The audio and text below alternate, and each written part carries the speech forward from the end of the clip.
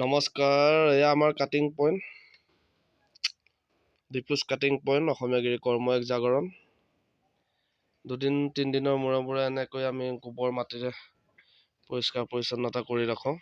এই ভিতৰ চৰা এইখিনি পানী ফিল্টাৰ পানী ৰাখি থৈছোঁ। ইয়াৰ পৰা এনেকৈ কৰি আমি ফুলখিনি ৰুইছোঁ লাহে লাহে। এইখিনি তলত আৰু এইখিনি ওপৰত টাবৰ সৈতে।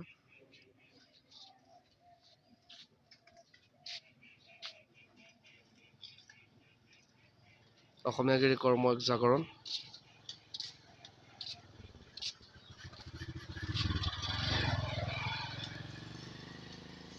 আৰু এইফালে আমাৰ গুদাম, ইয়াতে মই ষ্টকত ৰাখোঁ মালখিনি, আহি আছে বৰ্তমান।